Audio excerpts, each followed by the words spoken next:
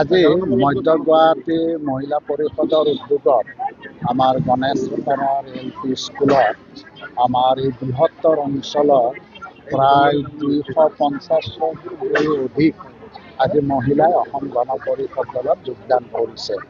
গতিকে মই ভাবোঁ যে আমাৰ মধ্য গুৱাহাটী অঞ্চলৰ ৰাইজ আমাৰ দলৰ প্ৰতি যথেষ্ট আস্থা আৰু বিশ্বাস আছে আৰু ৰাইজে আমাৰ বিগত দিনৰ বিভিন্ন যি কাম কাজ এই কাম কাজসমূহত সন্তুষ্ট হৈ আমাৰ অসম গণ পৰিষদ দলত 250তকৈও অধিক আজি মহিলাই অসম গণ পৰিষদত যোগদান দিছে। মই আদৰিছোঁ।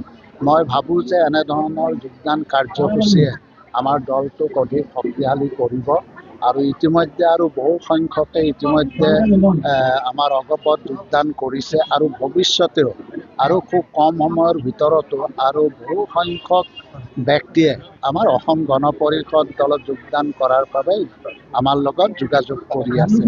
ইয়াত বিভিন্ন জাতি ধৰ্মৰ মানুহ আছে। বিভিন্ন জাতি ধৰ্মৰ মানুহে আজি অসম গণ পৰিষদ দলত যোগদান কৰিছে। ই আমাৰ বাবে এটা শুভ লক্ষণ।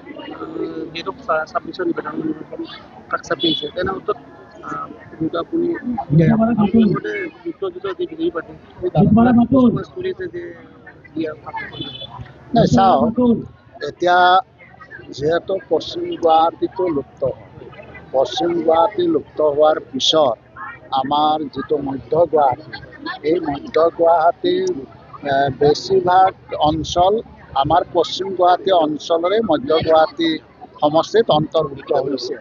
গতিকে মই অনাগত দিনত মই এই সমষ্টিৰ পৰাই প্ৰতিদ্বন্দ্বিতা কৰাৰ কাৰণে মই চিন্তা চৰ্চা কৰিছোঁ।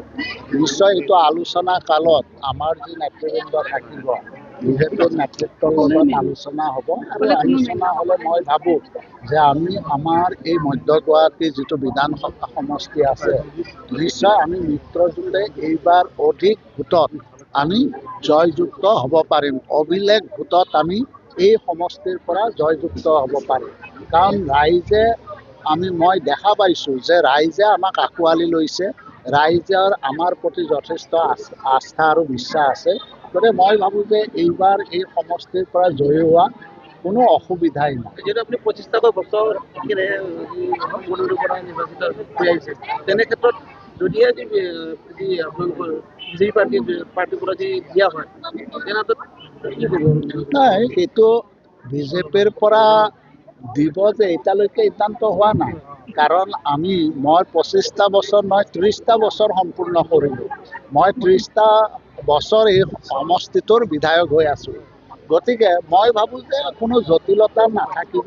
নিশ্চয় বিজেপিৰ নেতৃত্বই টিকেটৰ ক্ষেত্ৰত নিশ্চয় যিহেতু আমি মিত্ৰজোঁটত আছোঁ আৰু মিত্ৰজোঁটৰ যিহেতু গুৱাহাটী মহানগৰীত একমাত্ৰ ময়েই বিধায়ক অগপ দলৰ ফালৰ পৰা।